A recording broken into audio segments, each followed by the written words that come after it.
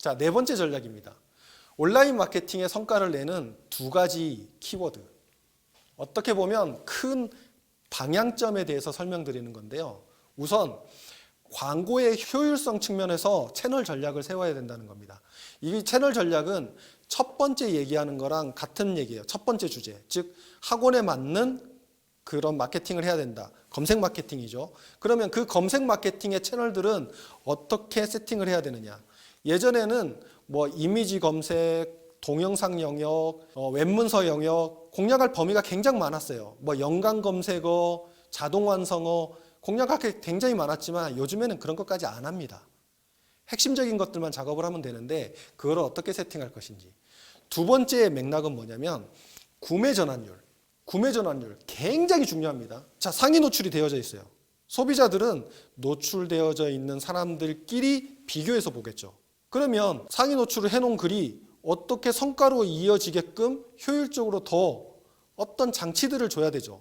그러기 위해서는 어떤 작업들을 해야 되느냐. 이거에 대해서 고민해야 되는 거죠. 우리는 방법을 알고 있습니다. 그리고 오늘 설명해 드릴 거고요. 자, 광고의 효율성 측면에서 보면 순차적으로 연결해서 확대하자라는 겁니다. 자, 이 주제는 제가 오늘과 내일 강의하는 전체 맥락에서 계속 나오는 주제입니다. 순차적으로 연결하자. 키워드를 수집하고 지도를 세팅하고 블로그를 쓴 다음에 그 블로그에서 킬러 컨텐츠의 내용은 키워드 광고로 뽑아내고 맘카페까지 확장하고 그 다음에 여기까지 했는데 나는 더 열심히 할래 라고 하면 SNS 확장하고 당근마켓 하고 그건 옵션이라고 그랬죠. 나는 더 열심히 할래. 우리 학원 대형 학원이야. 그러면 소책자 만들어서 페이스북 광고 돌리고 아니면 마케팅 자동화까지 확장하겠다. 이렇게까지 갈 수도 있겠죠. 근데 대부분의 학원들은 앞부분만이라도 제대로 해놓으면 그만큼 성과를 낼 수 있다는 게 요지입니다. 자, 구매 전환율 측면에서 보면 일반적으로 블로그 마케팅 하시는 분들은 이렇습니다. 상위 노출 됐네? 와, 그러면 성과가 오겠지. 원장님 입장에서도 상위 노출이 되면 내가 할 일은 다 했다고 생각하고요. 대행사들조차도 상위 노출이 되면 됐다고 생각을 해요. 상위 노출이 온라인 마케팅의 목적이자 목표가 돼버립니다. 그게 아니죠. 우리의 목표는 뭐예요? 원생이 들어와야 되죠. 그러면 노출이 된 거는 우리 그 상담 전화까지 이어지게 하기 위해서는 어떤 작업들이 더해져야 되죠. 소비자가 더 많이 클릭하게 만들어야 되고 그 글을 통해서 읽히게 만들어야 되고 그런 작업들이 필요하다는 거죠. 그런 작업들이 다음 단계에서 이어져야 된다는 겁니다. 즉 상위 노출된 사람들끼리 썸네일 이미지는 어떻게 넣고 제목은 어떻게 써서 이 글이 어떤 주제와 어떤 목표를 갖고 있다는 것을 알려주고 그러면 클릭할 확률이 높아지는 거죠. 그렇게 해서 클릭한 사람이 내 글을 읽으면서 이 학원은 이렇구나라는 메시지를 이렇게 받아들여야 되겠죠. 그러면 컨텐츠 구성은 어떻게 써야 된다는 것도 연결되겠죠. 물론 이 글 안에는 상위 노출시킬 수 있는 로직이 반영돼서 쓰여져야 되는 것은 더해져야 됩니다.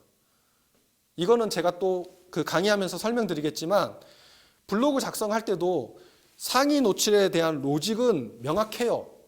거의 정해져 있어요. 제가 알려드릴게요. 근데 그 안에 컨텐츠는 또 어떻게 구성해야 되는지까지 연결이 되면 시너지가 팍 터지는 거죠.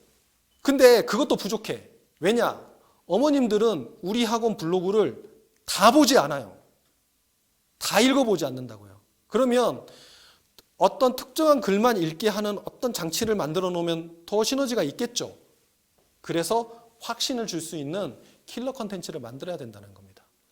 즉 인지를 시킬 때, 자 인지로 다시 넘어와서요. 상위 노출이 된 글 안에서 어떤 글의 시선이 머무나요? 이 지금 대치동 수학학원을 검색해 본 건데 대치동쯤 되니까 대행사들이 쓴 거니까 잘 썼거든요. 제목 잘 썼어요. 근데 제가 봤을 때 썸네일 마음에 안 들어요. 제 기준에서 보면 광고 같아. 그래서 이런 것들을 블로그 광고하면서 제가 다시 보충해서 설명드리도록 하겠습니다. 그리고 내 블로그에 방문했는데 끌림이 없다. 뭐 그러면 바로 이탈해버리겠죠. 그래서 끌림을 줄 수 있는 그 컨텐츠 구성에 대해서도 설명드리겠습니다. 그리고 모든 글마다 설득할 수 없다라는 전제를 갖고 있어야 돼요. 그래서 킬러 컨텐츠를 작성해야 되는 이유에 대해서 설명드리는 거고요.